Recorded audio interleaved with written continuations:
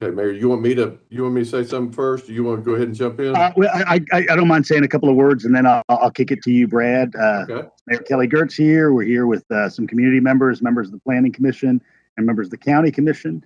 One of the things that we've been working on in earnest the last couple of years is updating our housing policy. That includes the recently passed first iteration of the inclusionary zoning code. And we are also looking at various other forms of housing, including what nationally is commonly called missing middle, the kind of things that could fit into the traditional neighborhoods that we have, kind of ringing the entire community. So we were glad that Opticos was able to do some work with us, and eager to hear their presentation. So thank you, Brad.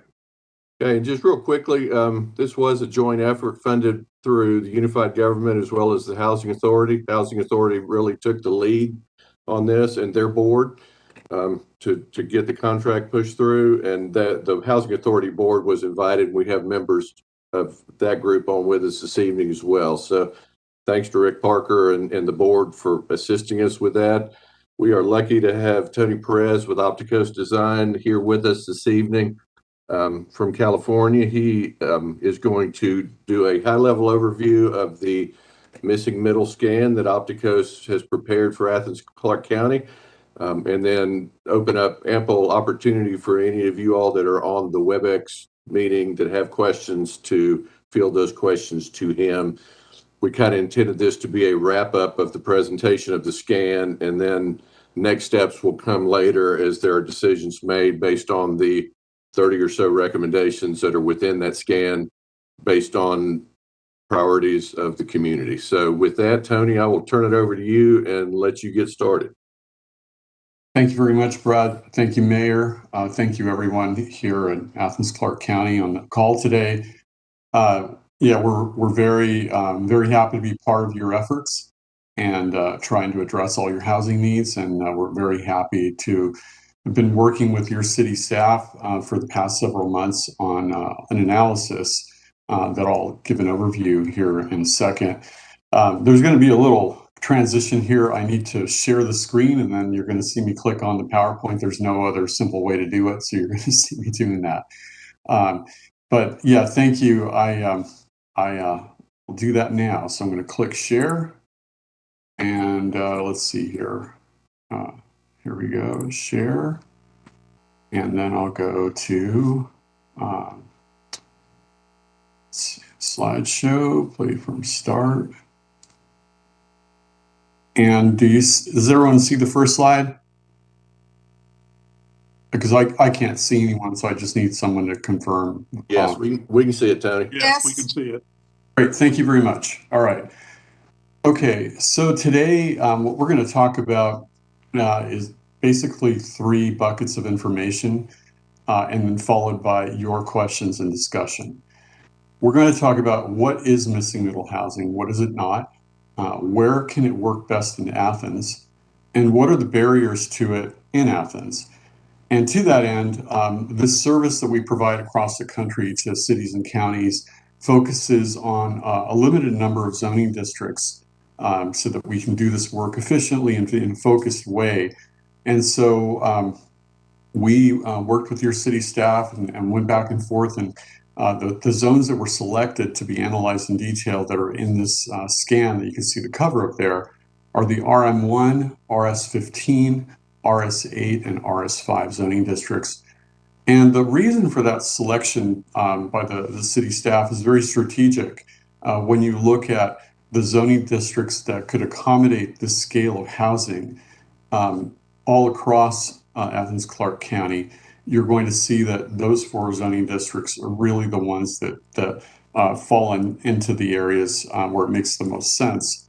And so that is a reason for their selection. So why do we call it missing?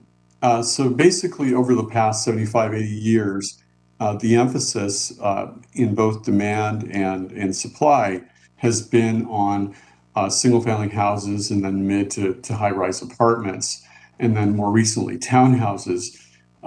And as you'll see, what we are calling missing middle housing wasn't missing until about World War II. About World War II, then there was a big emphasis on these types of housing choices. But if you look at neighborhoods prior to World War II, they often have more than just houses. They often have what were called neighborhood scale apartments back then. They might not have even used that term. They were just more than one unit in one house. And so a couple of years ago, we came up with a simple way to explain this. So if you're explaining this to someone else, you could use this statement at the bottom of the screen: house scale buildings with multiple units in walkable neighborhoods. And we'll talk about that through this presentation. But as you'll see, missing middle needs to have those three characteristics. If it doesn't, it's some other form of multifamily or conventional housing, and that's great, but it's not missing middle. So as you can see here on the screen, on the left and right-hand sides of that diagram, you'll see detached houses on the left in gray and mid-rise apartments on the right in gray, and in between, all those different types that we're going to talk about and what we refer to as the missing middle housing. And I guess once you start putting them into action, they're not missing anymore. You could call it middle housing. But it's really important to know that we once knew how to do this without all the hoopla that we're having to make these days about enabling it.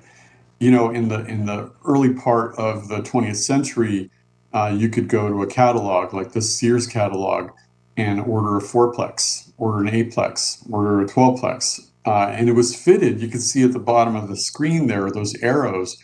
One type is pointing to a 40-foot wide type that you could fit that building pre-made on a 40-foot wide lot. And the other one is pointing to a 50-foot wide lot. So you ordered this, it came to your local railroad station, and you hired a contractor or you did it yourself, but it came with everything you needed and you put it together. And this is often what you see in older neighborhoods as what we now call missing middle housing. So it's not new. All that's new is the effort to make it happen consistently and easily again.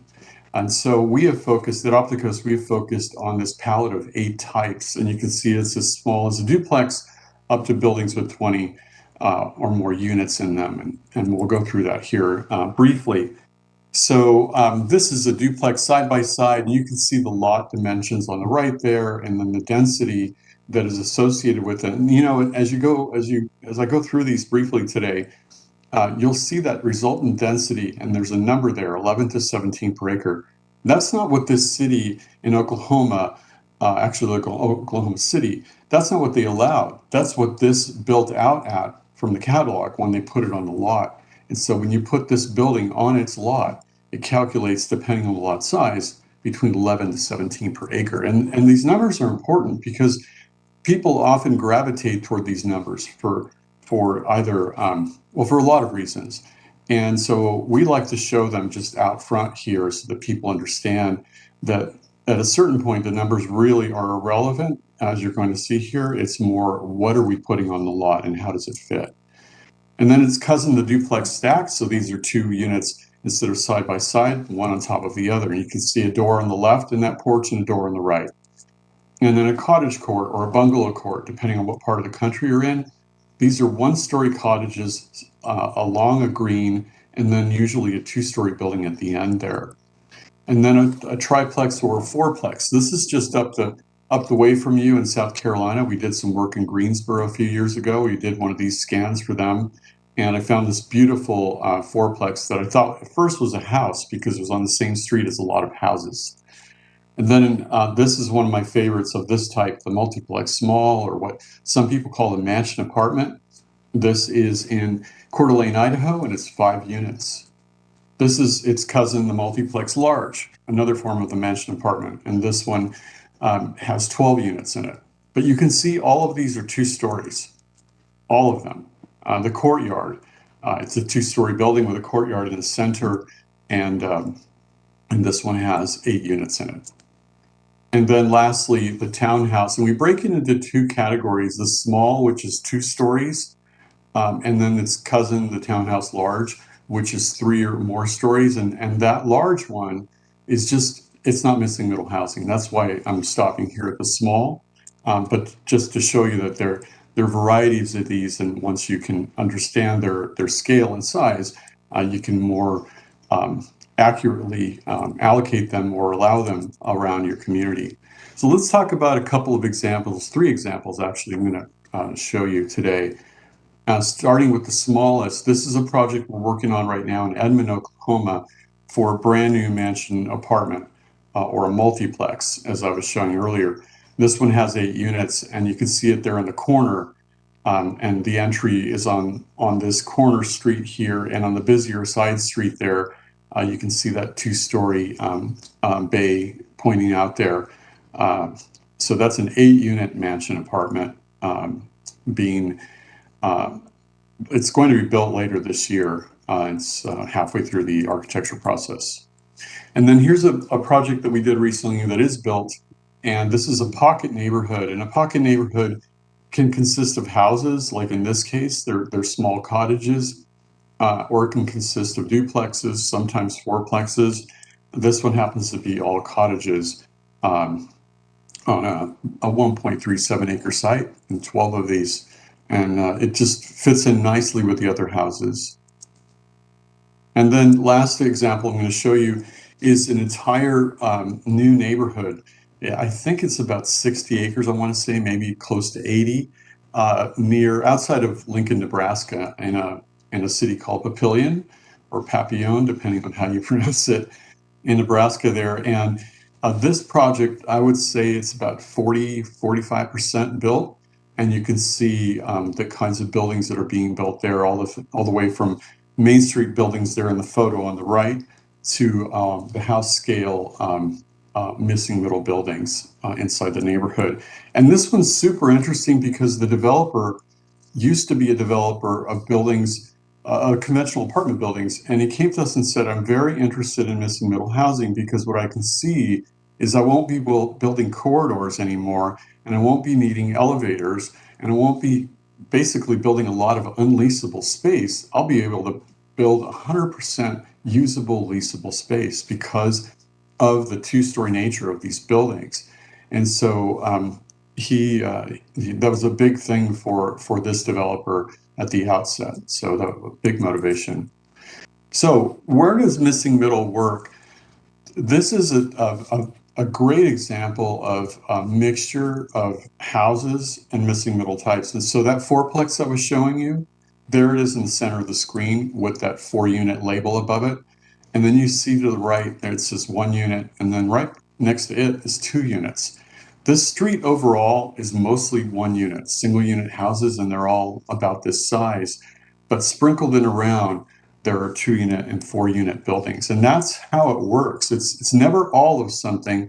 It's part of neighborhoods. And that's why we really advocate for it to be in single family neighborhoods, because its scale, the whole point of it is to fit in with houses, as opposed to apartment buildings, which have a whole other mission to be bigger and provide more units in each building. And these buildings, just by their very nature, are always going to fit in. So what does it work? It really matters about what you can walk or bike to. Unlike conventional apartments that people put on sites wherever they can because of the need for housing, missing middle has always been part of being able to walk somewhere. So you can see here on the left-hand side, we look for 2 different types of areas. The first one is what we call a walkable place. So those parcels within a short walking distance, say 5 to 10 minutes, of any combination of these or one of them: services, food, shopping, or transit, or even employment. And then secondly, you might live within short walking distance of, say, other amenities like a school or a park. And so on the right there of the screen, you can see the 3 types of centers that your comp plan already calls for: urban center, which is your downtown, and then the community center, and then the neighborhood center. And so on this page, when you read the report, you'll see those examples of places that we looked at as examples where we could start to consider where missing middle might work in Athens. So to put a finer point on it, the analysis was really influenced by maps like this. So what this map is showing you are those 4 zoning districts that are part of this study, and then which places already have that that walkability, the places that you can walk to that have amenities like shopping, services, food, or transit, or employment. And so the green dot or the green line indicates either a center, one of these that we're talking about, or a portion of a corridor, a major street that has those amenities on them. And so then we drew lines. The blue line is a 5-minute walk, and the red line is a 10-minute walk, or a 5-minute bike ride. And you can see quickly all the parcels that fall into those areas. And so one way to read this map is to say everything inside the boundaries of these walkable boundaries, it really is a great candidate for being considered to be zoned for missing middle, or to allow it. And everything outside of it would be more of a stretch. But then you look at the other areas that could transform into walkable places. So let's say you have, a shopping center or a strip mall that is no longer what it used to be, and maybe it's just not as viable as it used to be, and the owners might be considering to turn it into housing. Well, depending on where it is, it might really fit into this whole idea of missing middle. And so these blue dots and these blue lines along these major streets represent those opportunities. And then you can see now how many more properties would be added to that inventory of possible missing middle properties or areas.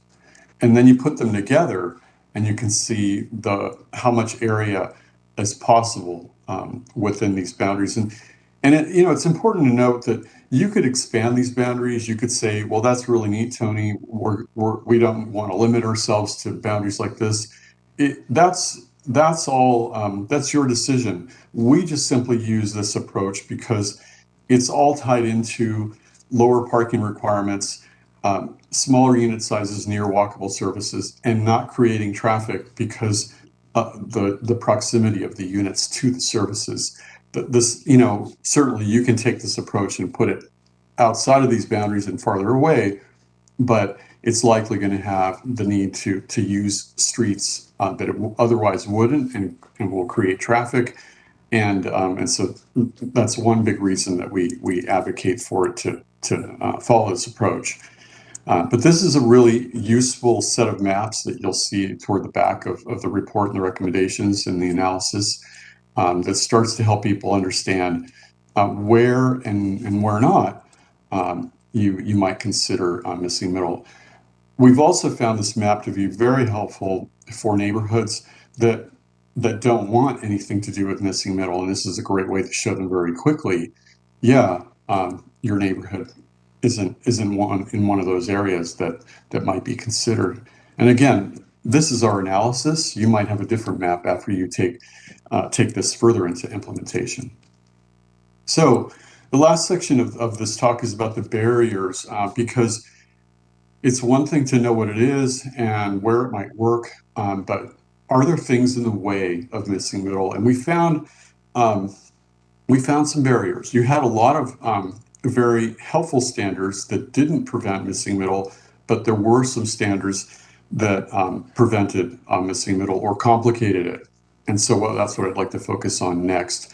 And so I'll just list these off here in order and then talk about them. So the maximum allowed density for sites over 2 acres was a limitation to missing middle. The maximum allowed density in the RM1 zone didn't allow 5 of the 9 missing middle types, so we saw that as an issue. The minimum lot area, it tends to really leave out a lot of the smaller infra lots, and I'd say smaller meaning something under 100 feet wide. And then we found that the minimum driveway width was just too much for these infill lots. And it was interesting. I went out to Athens and drove around with Bruce Lawning for, I don't know, half a day.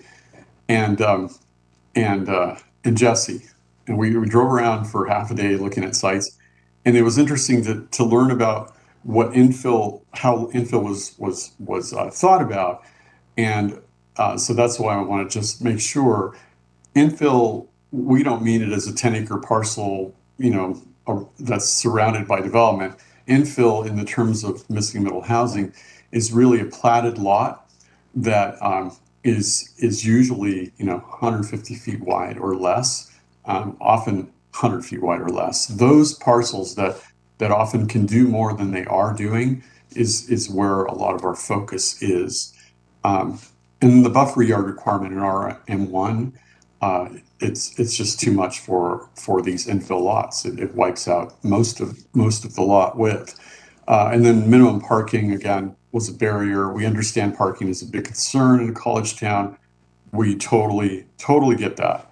But again, we are talking about not developments out in the edges, but developments near centers. And then the last thing is just the lack of clarity on the scale of the intended housing. Reading through your standards and reading through your comp plan, there's a lot of great information, but there needs to be some clarity about that, and I'll talk about that a little bit. So regulating the maximum density, right now the RM1 zone is the only one that outright regulates it. The other three don't regulate it, but they do for sites over 2 acres. That was complicated for us to understand at first, but that's our understanding. And at the end of the day, what we found is that regulating density, it might serve some needs. It might help people put their arms around things sometimes. But I always like to show these two pictures to just bring that home and say, there are other ways to achieve clarity and predictability about what's going to be built. And density really isn't one of them, as these two pictures show. The building on the right is 3 stories, 49 units. The building on the left, sorry. The building on the right is 5 units, 2 stories, and they're nearly the same density per acre. So we understand the sensitivities to needing to regulate this, but we encourage you to not regulate density and to do these other recommendations that we're talking about that contribute more to building form than residential density. Next, there's a lot of emphasis in the standards about minimum lot area. That's not uncommon. A lot of cities across the country do that. But this diagram is to show you that what is required in the RS8, an 8,000 square foot minimum lot, that's 50 by 160. Let's just use that dimension. It could be other dimensions, but just for the purposes of this comparison, that would be 50 by 160. Well, on the right is a parcel 50 by 100, and those 3 building types, the duplex side by side, the duplex stacked, and the fourplex, all would fit on that 50 by 100. Yet mathematically, because of the zone requirements, you would need to produce a 50 by 160 foot deep lot. And, that's not intentional. Again, I want to really underscore, we are not here to criticize or second guess. We don't know, more than we've analyzed about Athens-Clarke County. You all live here. You all know why you're doing certain things. But sometimes there are standards like this that are well-intentioned, but have unintended consequences like this. Or parking requirements. Sometimes people say, man, this is pretty mundane stuff. It is, but it can stand to prevent a project from happening at all, because when you add up these barriers, somebody might just say, that's too much in the way. I'm going to go do something easy somewhere else. So here, the idea is that the current parking requirements for minimum driveway width are really too wide, and they're not distinguishing, at least from what we could read. There's not a distinction made between missing middle, which is on the right, house scale buildings, and conventional apartment projects, which are on the left, which have many more units per project and need 2-way driveways and sometimes 2 lanes like this, as you can see on the left. Where on the right-hand side, those are 5 to 8 unit buildings, and they have 8 and 9 foot driveways, and one of them has a 10-foot driveway. You can see the whole difference in scale and the way each of those lots is using land on the right-hand side. But the driveway requirements don't recognize those distinctions. They're just applied. And so it becomes inefficient very quickly for a smaller missing middle housing project. And then buffer yards. Your standards currently require buffer yard requirement of when adjacent to a residential zone of 20-foot landscape, or in some cases a 50-foot natural. But let's just go with a 20-foot landscape. If you apply something like that here I have one at 25. It basically renders a lot of 65 feet wide almost useless. And you can see that a 65-foot wide lot actually could accommodate a triplex at 20 units to the acre. And so little things like this that really are intended for bigger projects and make a lot of sense in bigger projects need to be, there needs to be some filter for when they apply to these infill parcels, I would say, of 100 feet wide or less. And then parking, we understand, and especially in college towns, it's a big problem. It's a real problem. We totally understand that and appreciate that. However, this approach that we're talking about really focusing missing middle within walking distance of amenities like shopping, services, food, and other kind of uses like that, it's a case for not requiring as much parking. And so on the example on the right is that case. There's an avenue just off the screen. On the next block that you can't see on the screen there's an avenue that people can walk to. And so the parking here is basically 1 to 1.25 per unit, something like that. We advocate between 1 and 1.5 per unit, depending on local needs. But the example on the left is the opposite. Even though there might be things to walk to, that city is saying, well, yeah, but we can't recognize that. We still need to have the parking. And so in this pattern, what has happened is existing buildings are demolished to meet the parking requirement. People say, well, that makes sense. It does, but you get a pattern that really you don't want to have in the end. Somebody that might already be living there might say, man, I used to like this street before we did all this meet the parking. And so parking is not easy. It is not. That's probably one of the most difficult things cities have to deal with in development, in project development. But we're just recommending to you that you make a distinction in areas within a certain distance of these amenities, that there be a different approach to parking than just everywhere. And then lastly, again, the intended scale of housing. So both of these are residential. Mathematically, I think the one on the left actually has a higher density. It's on I think a 60-foot wide lot. It has 6 units in it. And the one on the right is a longer building for sure, and has 24 units in it, and it's 3 stories. And so we've come up with this way to explain building size and scale to people in a simple way. We say, if the building is the size of a small to large house, like the one on the left, that's house scale. If it's not, then it's this other term, block scale. It's as big as part or all of a block.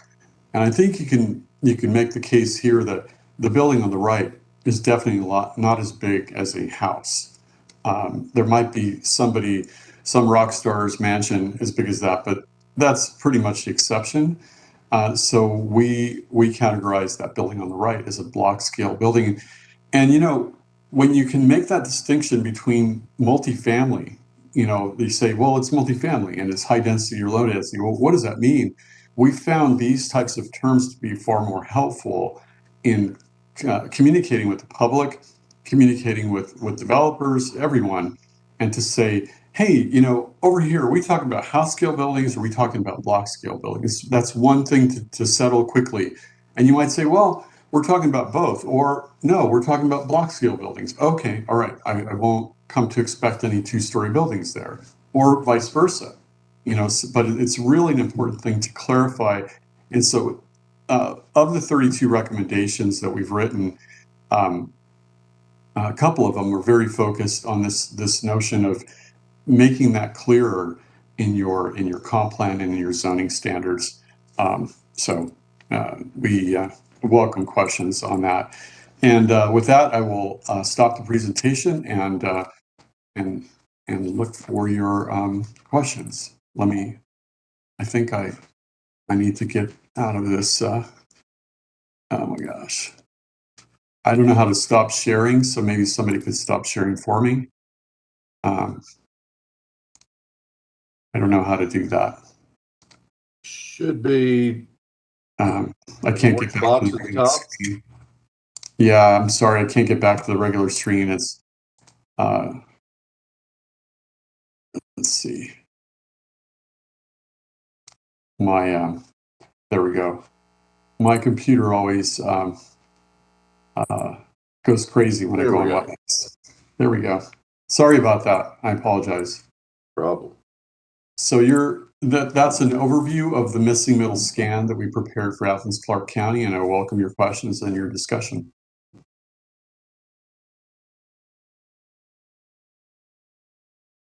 Can I go ahead and start it off, Brad? Sure. Mayor, I didn't know if you were going to moderate this or how you wanted that to work, but I would say go for it, Alice. It's a pretty easy question. I think you're muted, Alice. I unmuted. Okay. I actually live in a neighborhood, and I think a bunch of people on this call do too, that have, grandfathered in duplexes and triplexes. But I do find I think you've used several times in your presentation the phrase house scale buildings versus, block sized, or I think at the very beginning, you define missing middle housing as house scale buildings. I think that I'm just going to throw this out here, and I want to hear what other people think. This sounds a lot like form-based zoning, which we've been talking about. Yeah, I see Lucy saying thank you. I think there's no question from those of us who live in older neighborhoods that already have some of these that are grandfathered in, but you can't build anymore. We're aware that these buildings work perfectly well in our neighborhoods because they very much look like the houses around them. So I guess when we're talking to our neighbors, and in the case of elected officials, constituents, do you find that this language is helpful? I do, Alice, and again, that one liner that believe me, we thought about a bunch of ways to say this, and who has a lot of time, people get tired of a long explanation. But if you say house scale buildings, multiple units in walkable neighborhoods, those three characteristics, that's the difference. Other forms of multifamily housing, which are just fine, only have one or two of those. Missing middle housing always has those three. Yeah, and one more point, sorry, Alice.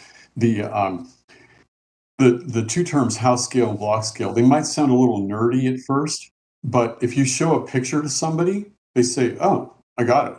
There's no FAR involved, no density involved, none of that. Yeah, you can get those numbers from those buildings. We often are required by attorneys in California to attach density numbers or floor area ratio numbers to it because of legal reasons.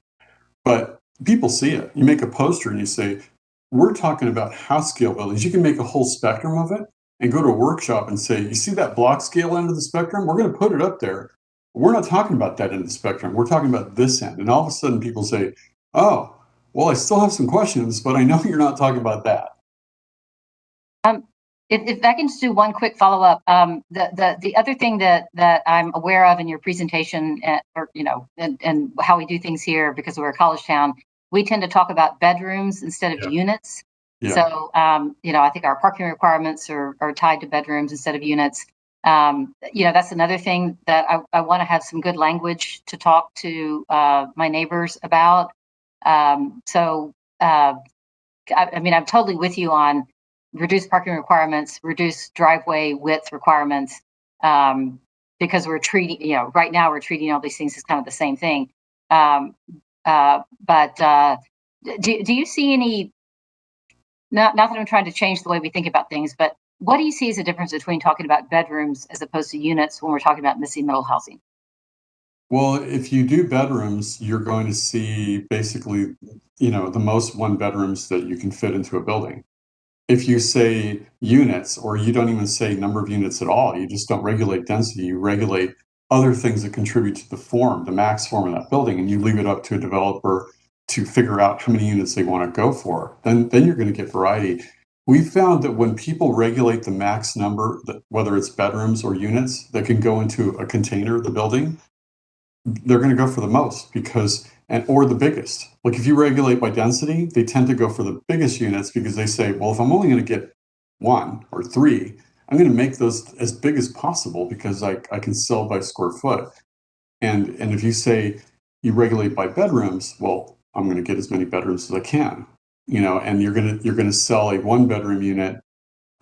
Probably it's different than selling a 2-bedroom unit, so we've found, and again, it's a paradigm shift. But again, we are simply asking for you to make a paradigm shift as it relates to this, not multifamily across the board. That's a whole other thing. We're just talking about this.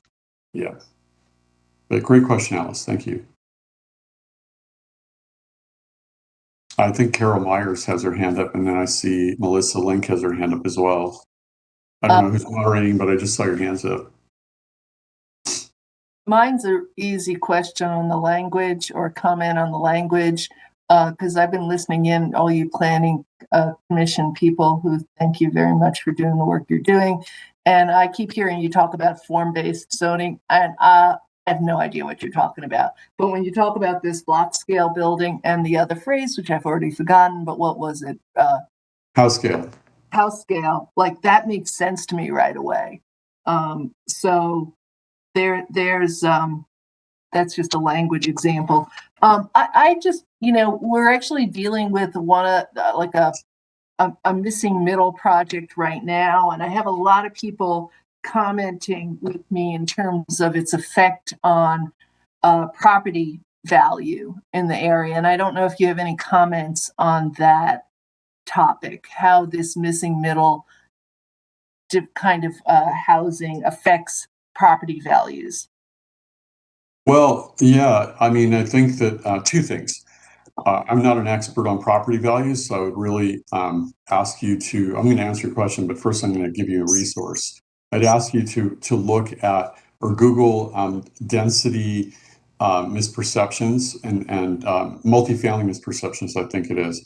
And there's a lot of literature out there, a lot of data supporting the idea or the finding that multifamily does not reduce property values. Yeah, there are examples of bad projects, but there's bad everything. So there's a lot of literature about that. I can follow up and send that to Brad to distribute to you all if you don't have it right now. But in terms of the project you're talking about, without knowing anything about it, I would simply say that our experience is the opposite. It's in such need that the value actually goes up, and it's its own worst enemy. So it's affordable, but as soon as people see it, it becomes more appealing and the value goes up. So I haven't seen a case of it where it went down. I see Melissa was next, and I think after you, Jesse Hull, you were next. Yeah, thank you so much for this presentation. The whole missing middle movement is something I've been following for several years, and recognize the dire need in our community. We're just not getting the modestly scaled single family units that were really popular in the mid-century. I live in one of these older neighborhoods where you do have several streets where you have this variety of housing. And my neighborhood's not necessarily affordable anymore because, so many people desire to live in these in-town neighborhoods. But the giant elephant in the room here, in a community where we have a major university, is the student population. You know, one of the drivers for this missing middle need is the need for affordable housing, affordable to middle class, working class residents, long-term residents. Yet we have a student population that's primarily, you know, overwhelmingly from very wealthy backgrounds. You know, the vast majority of our students come from families that are making 3, 4, 5 times the median income of resident families.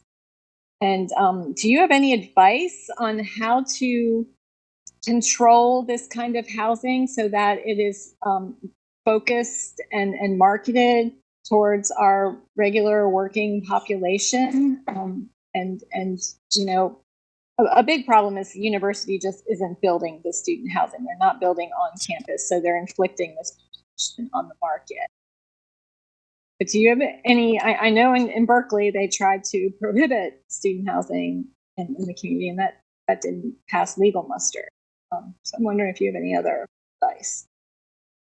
Yeah, I don't know. I think those things are being worked out. We've worked in a lot of university towns, and I haven't seen one strategy that others have used. It's always local, you know, figuring it out for the local needs. So I don't have a silver bullet for you on that, unfortunately.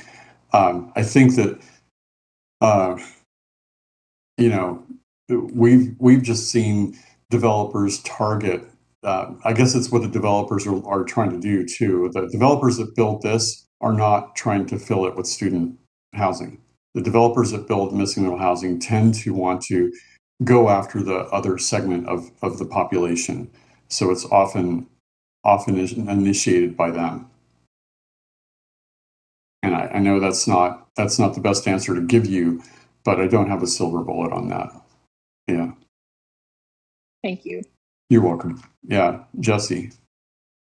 Thanks. This is fantastic. So thanks for putting it together. Yeah, you had Hool right when you first said it. So Cool. Okay. So I guess I get kind of a pair of questions that I think probably go hand in hand. So the first is kind of like, how much are we talking about new construction versus like an adaptive reuse of existing buildings?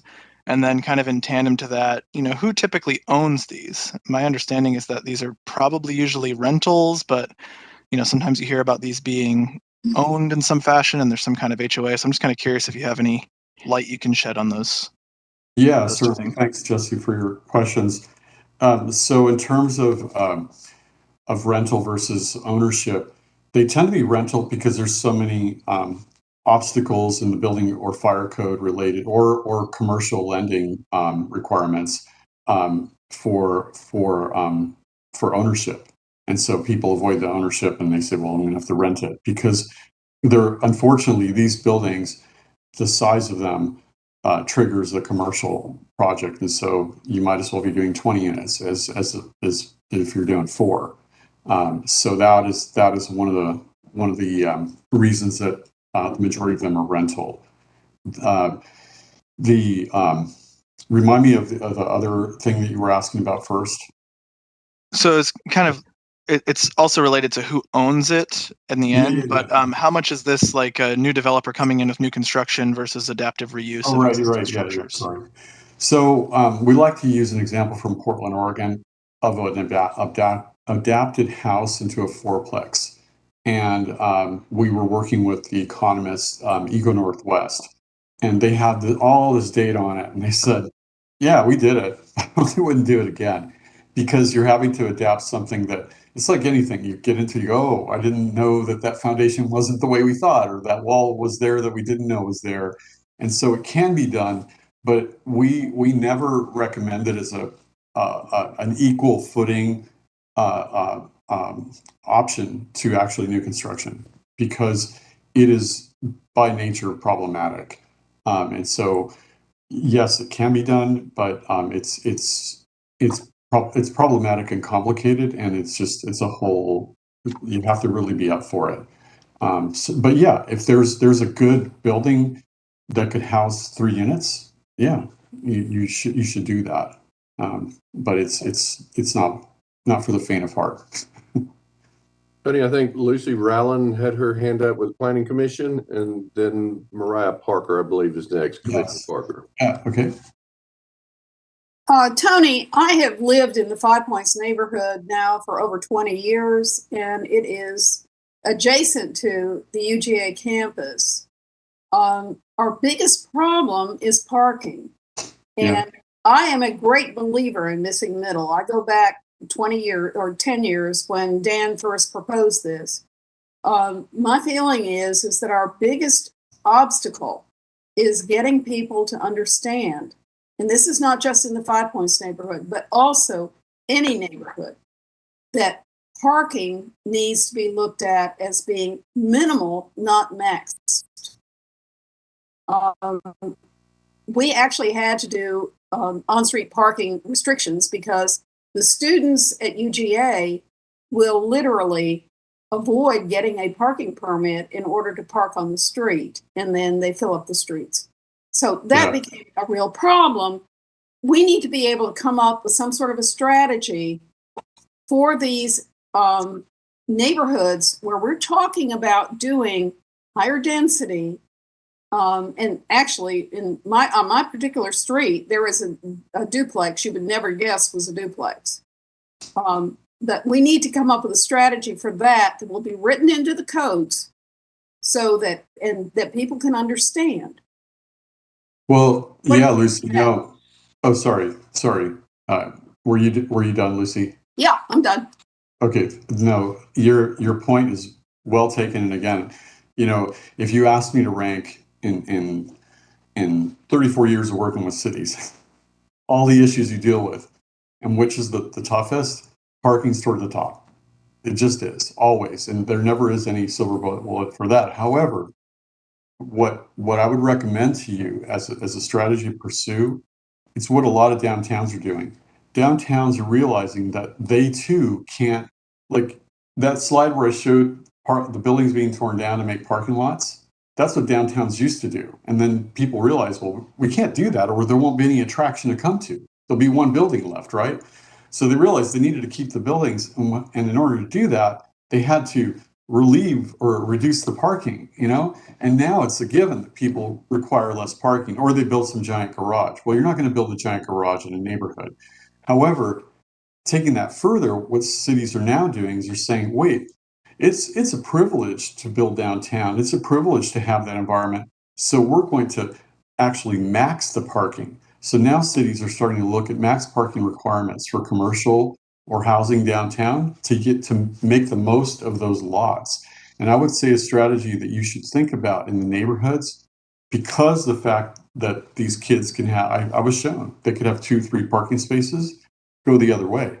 You only have one. And now you're going to limit the number of parking spaces that can happen. Yeah, it's not perfect. It's not the only thing that's going to solve that problem, but it's going in the opposite direction of where they're going. Everything I was shown it's limitless. Some kids had 4 cars, where do you stop that? So a minimum parking requirement, Lucy, I think goes in the direction of just making more parking, even though it's well intended.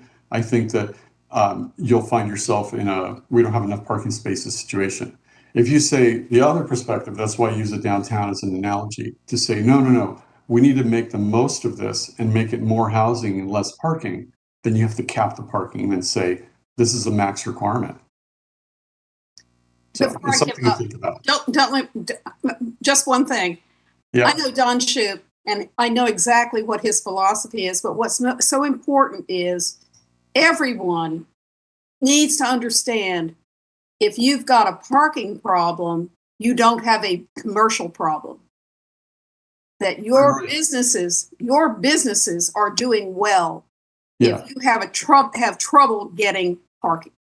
Yeah, but I'm not making that comparison, Lucy. What I'm trying to say is that downtowns realized that if they satisfied the minimum parking requirements, they would be destroying all the buildings in order to achieve that, or having to build such big garages that they would actually remove the attraction people are coming to see.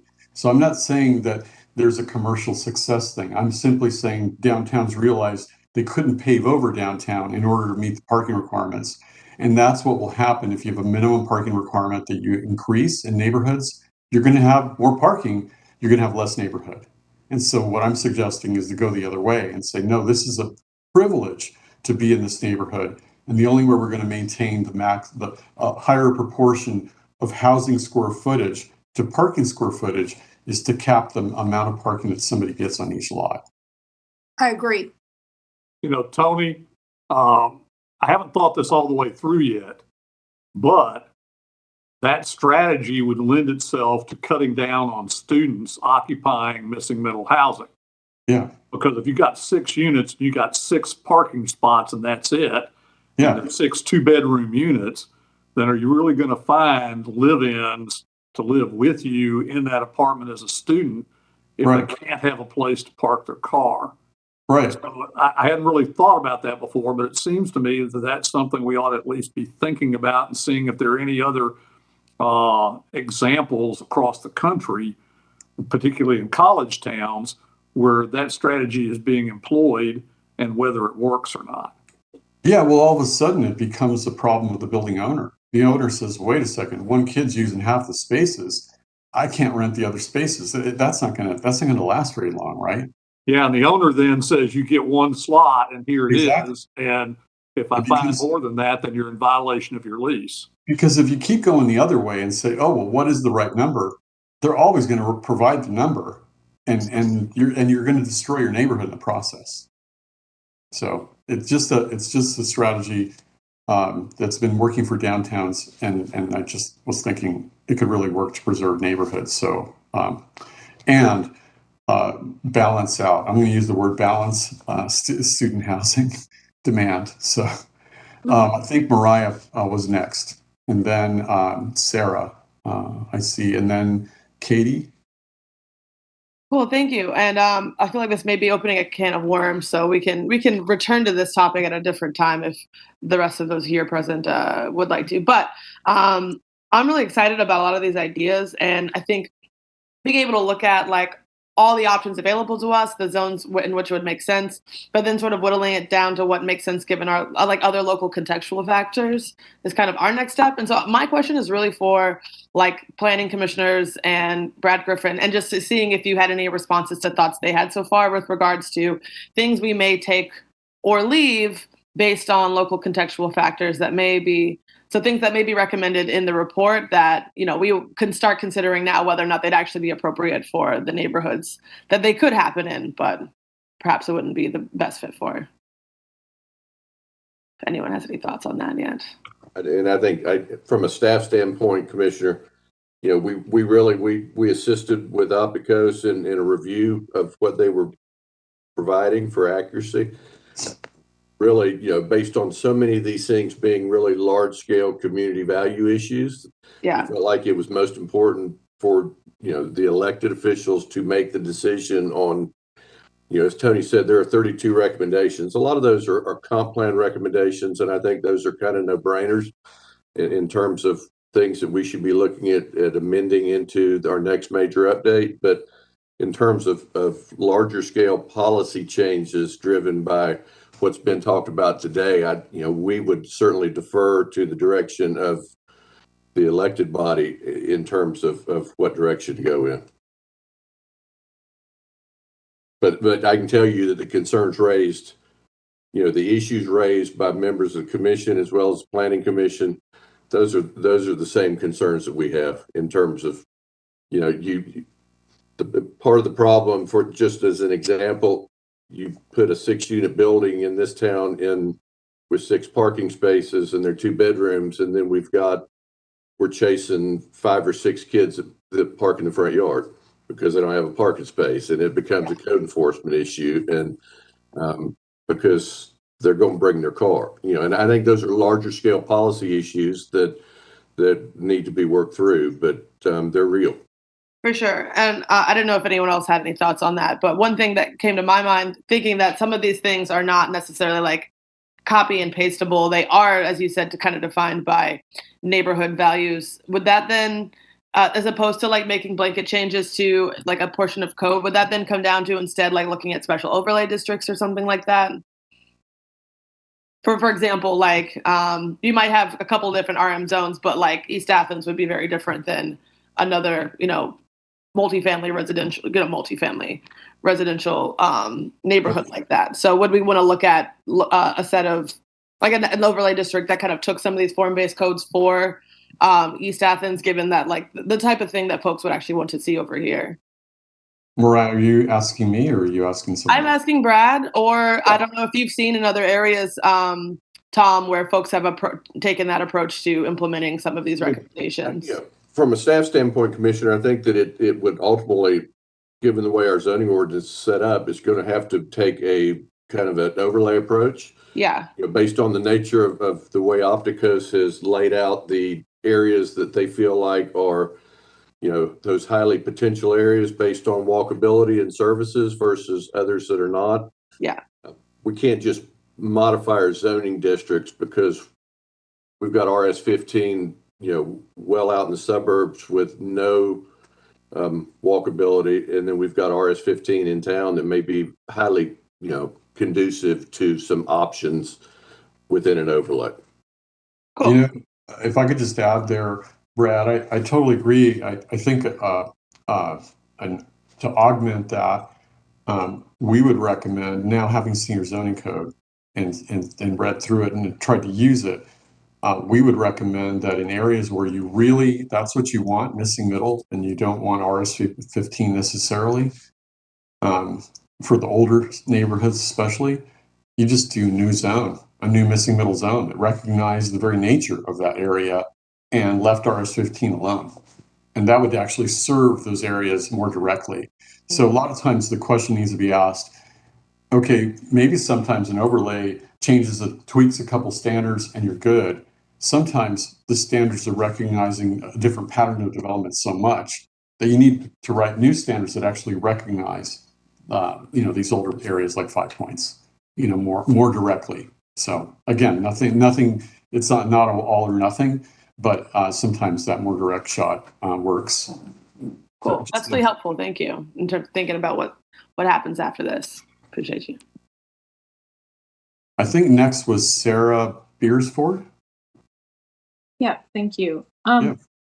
Blaine, I noticed that your hand went up.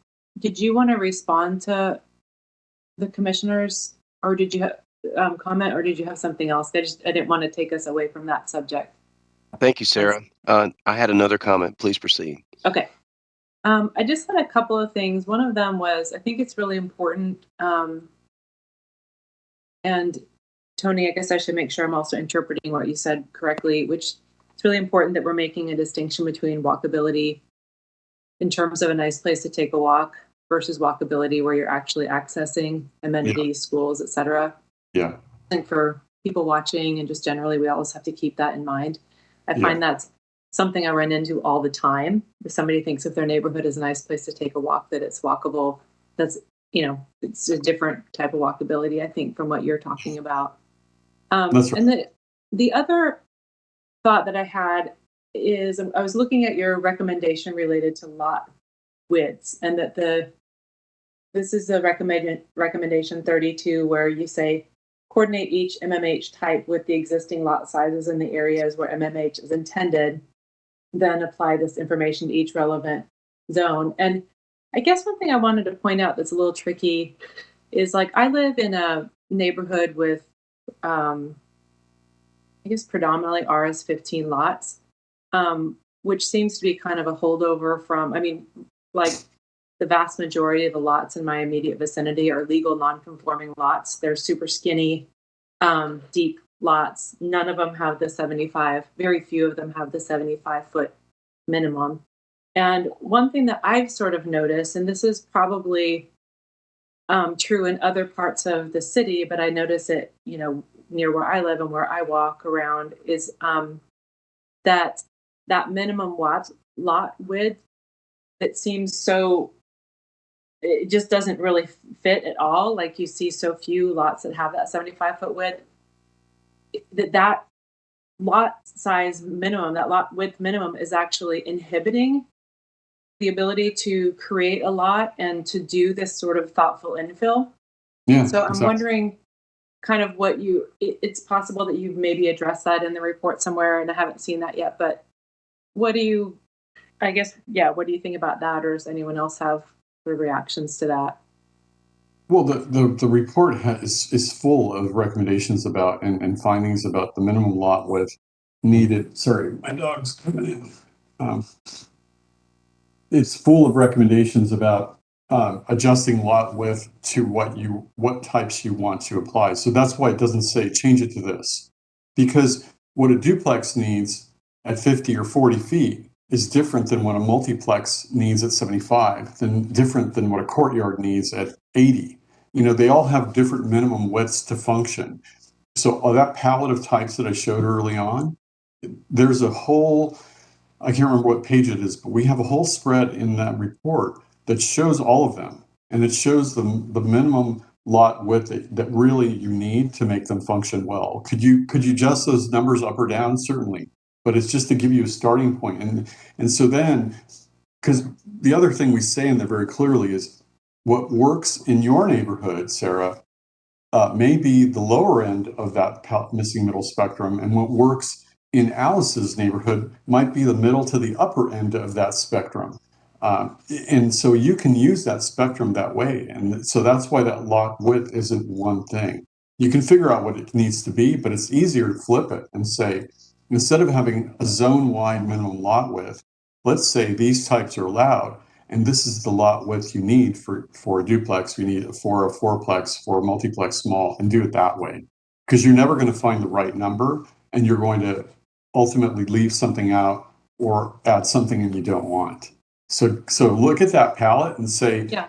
These make sense in my neighborhood. What do they need to work?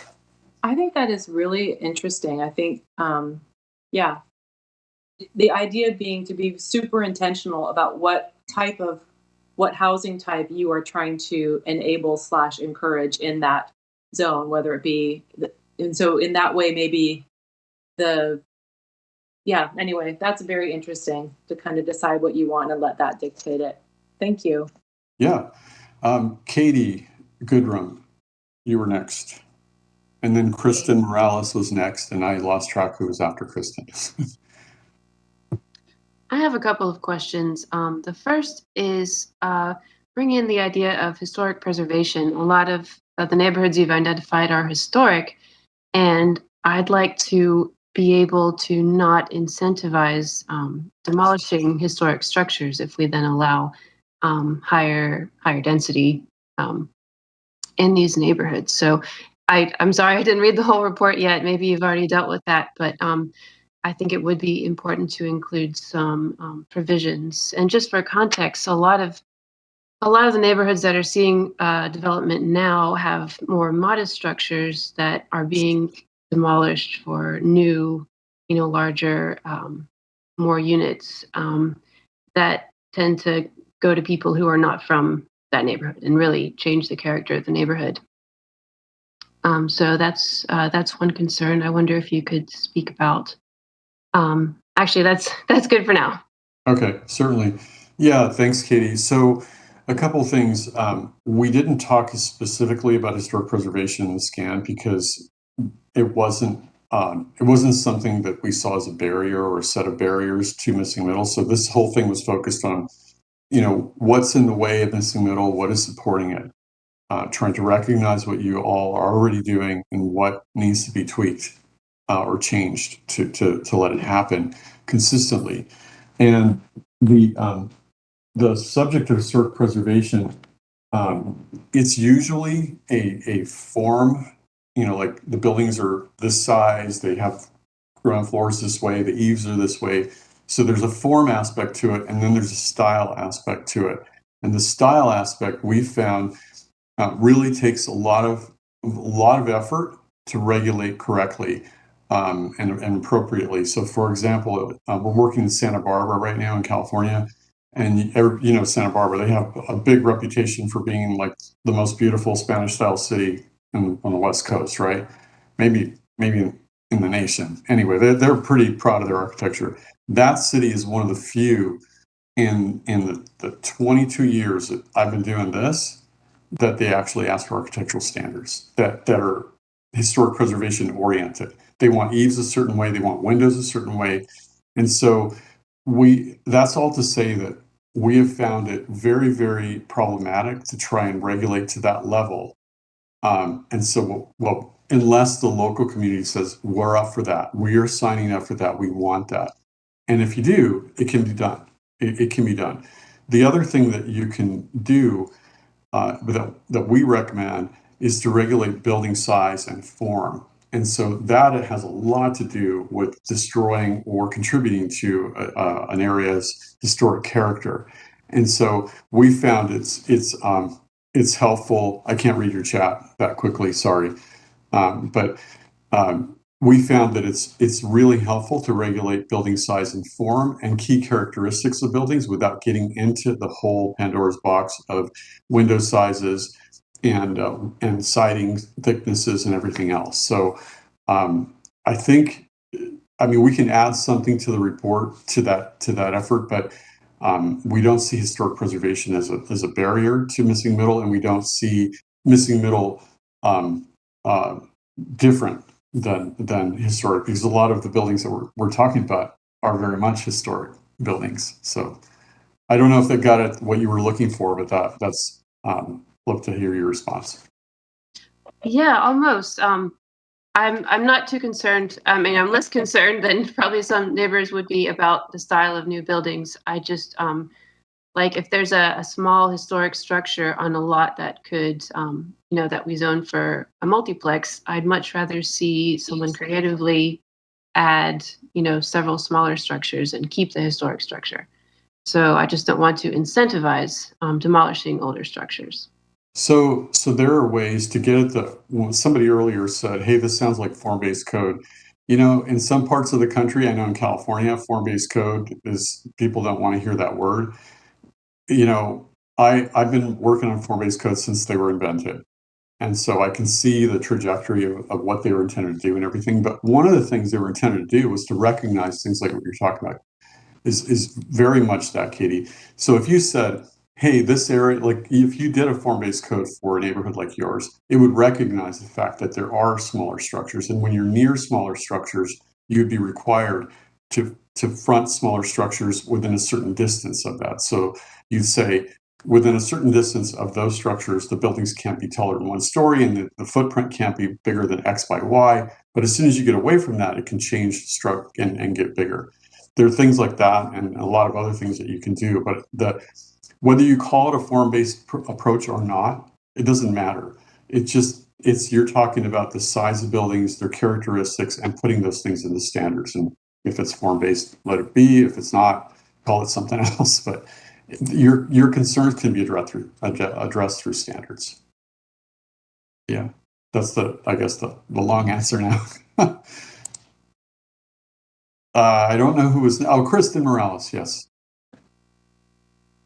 Yeah, I was kind of inspired by what you were saying with Mariah earlier about the idea of like adding another zoning code for some of these in-town neighborhoods. I've long wondered why we have these RM zones and then these single-family zones, when if you drove through these neighborhoods, you really wouldn't notice a difference other than some houses happen to be smaller or a little bit bigger, but the use is largely the same. It almost seems like some of the RMs are almost encouraging these larger block size developments. And so what I'm curious, I mean, maybe this is getting a little nerding out here, but like with the idea of having a new zone that could apply to some of these areas, is that like, does that work within, like right now we have that big table of all the allowed uses and the different things in the different zones? Would that like be a part of that table, or would this now have like, would this be bringing form-based code in some places and kind of infusing into our code? Like, how does that work? Yeah, it would be geographic. You would say and I'm just basing on the conversation, in Alice's neighborhood and Lucy's neighborhood and in Katie's neighborhood, we are going to bring in these standards. Whether you call them form-based or not, that doesn't matter. And we're going to regulate form in a more predictable way for all these reasons. And then you can choose, you can make a list of the different topics that you can regulate and say, yeah, no, choose them. And then you write the standards for them, but geographically. And then you can map it and say these standards only apply to these parcels. And whether you use a new zoning district to do that, or whether you add them as an overlay to the existing zoning, that's another matter. But the most important thing is to distinguish where they apply and to decide what to regulate, because it's not an all or nothing. That's another misperception, with not that anyone here stated it, but I've just run into it enough to know to tell you that with form-based codes, people see how much they can do, and then they tend to go hog wild, and they say, well, let's regulate everything. And you don't want to do that. I think Manager Williams may have been next, Tony. Okay. All right. Well, thank you, Tony. Very, very helpful and insightful. Picking up on a little bit of a thread earlier, you had mentioned that, what works in one neighborhood may not work in another. And that's, I think, on a variety of levels. I'm certain people don't, are resistant to change. And so you can see some controversy perhaps with certain, trying to implement this in certain neighborhoods. So my question is, if neighbors have some concerns, have there been some best practices that you've seen in helping folks to understand? Have you seen best practices on how missing middle gets implemented into traditional single-family neighborhoods? Yeah. Thanks, Blaine. Thanks for the question. Yeah, that's what we do. Most of the week, we do a lot of other things, but most of the time we do this. And what we found is that there's so much misunderstanding about multifamily development, which this is, because people drive down the road and they say, "Oh, you must mean you're going to do this," and so you basically have to do a lot of education, and whether that's slick workshops or roll your sleeves up kind of workshops, and you take people out on walking tours and you say, this is what we're talking about, this is what we're not talking about. But you have to engage with people, we found, and break the ice there and say, this is what we're talking about, this is how big these things are, let's go walk around and look at these. Oh, there's one down the street from you. And again, back to that, using that palette I showed earlier, like one of the first few slides, that spectrum, people might say, well, we're in for this, but you know what? We want to stop it at fourplex. We don't feel like the multiplex small belongs in our neighborhood. And other neighborhoods might feel opposite or somewhere in the middle. But it all happens because you're engaging with them and educating them before. It's almost like, hey, pick the parts of this that work for your neighborhood after you understand it. And then we'll go write the standards, as opposed to, well, we know what you might pick, and here are the standards, and now let's argue about them for 2 years or 3 years.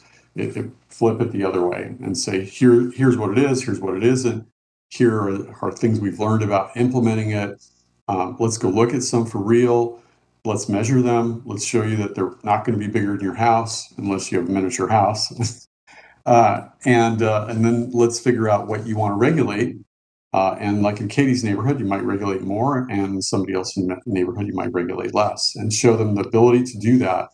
And then you can write the standards. And then people see it as responsive to what they want, and only where they want it. You draw a line on a map and say, this is what we're talking about and what we're not talking about. So that's a very quick overview, Blaine. But yeah, we found you've got to really get engaged and educate, and also I think get educated. Thank you, Tony. Yep. I think Jim Anderson was next, Tony. Okay. Well, thank you. That's been a very informative presentation. I have a pet peeve about our zoning ordinances that one of your early comments might be a way of addressing. In particular, the width of a lot is in our zoning code a rather arbitrarily assigned limit. For example, 50 feet minimum in RS5 and RS8. And I grew up in a neighborhood in Detroit that had RS5 size lots, but they met the square footage requirement, but they were only 33 feet wide. And I think it would be extremely helpful if we dealt more with total area of a lot rather than just individual dimensions. Yeah, thank you, Jim. Do you want me to respond to that, or is it just a comment you're making? Okay.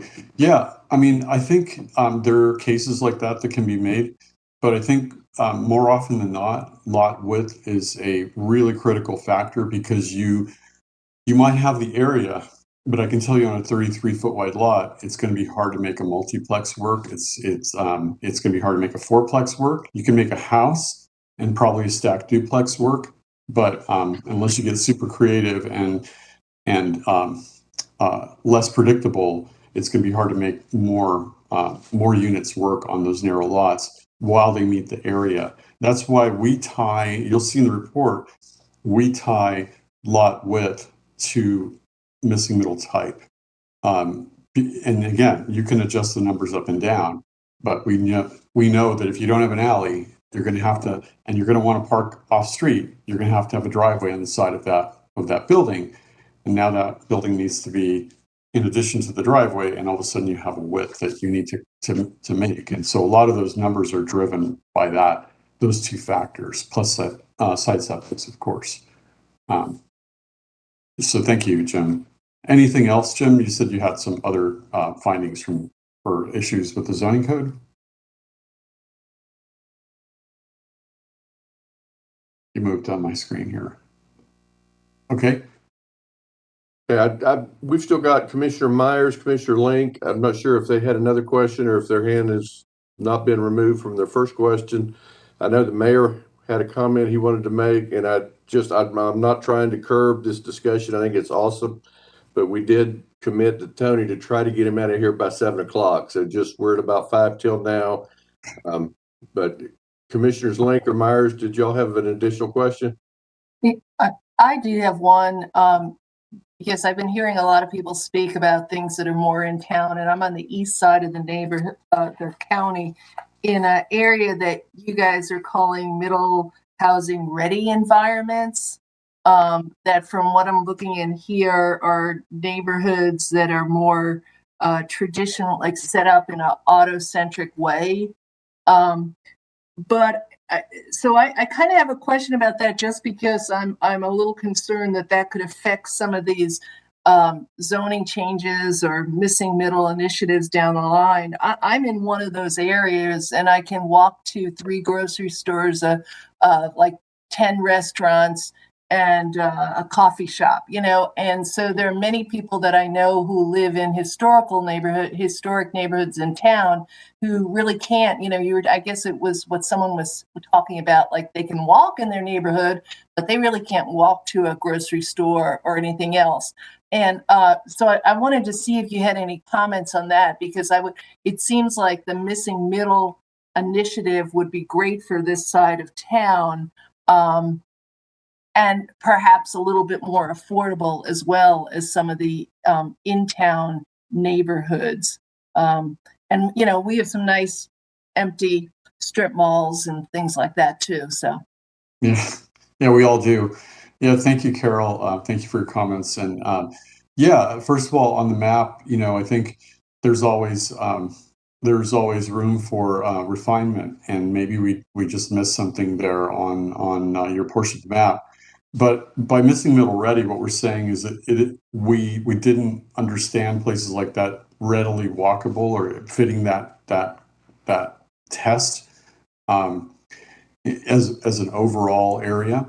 And so what we mean by missing middle ready is that if there were a couple of things, like maybe it was easier to walk through to that shopping center, or that street wasn't so busy that you had to cross to get to the shopping center. I'm not saying in your case, but when we said missing middle ready, that's what we mean. And so a lot of the recommendations aren't only about the missing middle housing.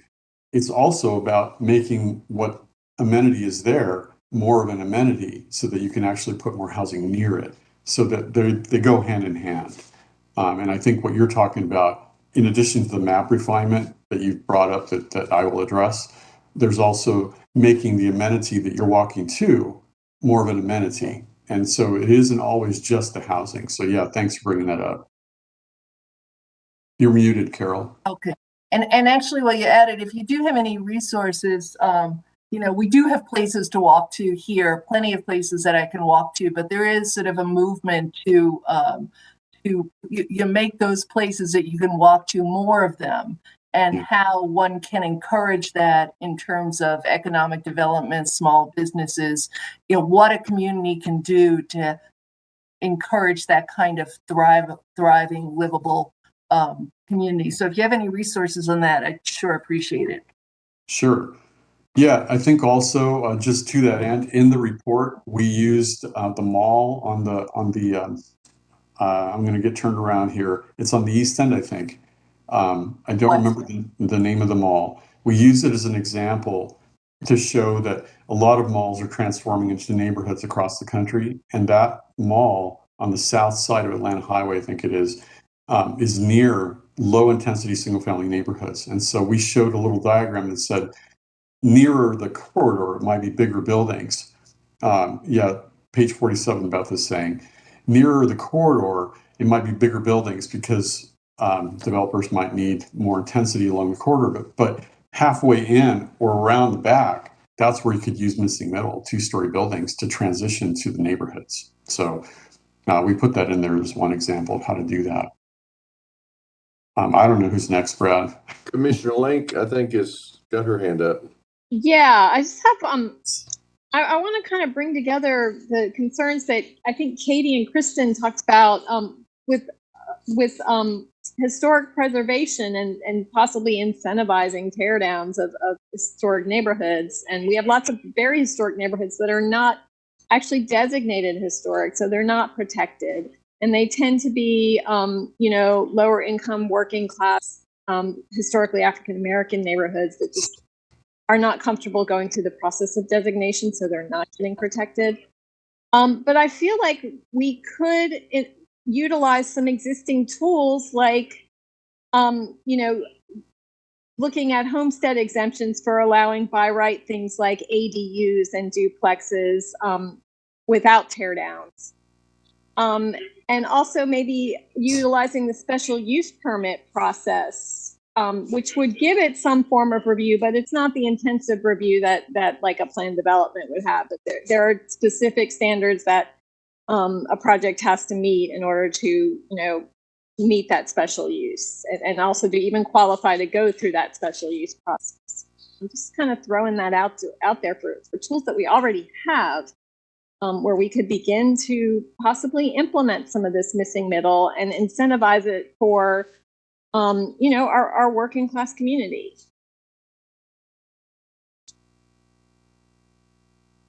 Yeah. Thank you, Melissa. I just would say, I agree with you. The one thing I'd just say in terms of seeing the historic buildings as vulnerable, when you write standards that recognize these forms and these patterns, people they'd say, what I'm going to tear down is exactly the size of what I could build. So why would I do that unless the building was in such bad shape that it needed to be torn down? So the very standards that you would write for missing middle, because they're house scale, are going to recognize buildings that are the size of houses. And they're not going to be standards that would say, oh, you can build a building 150 feet long, four stories tall. All of a sudden, that standard invalidates anything that's on that property that's smaller, right?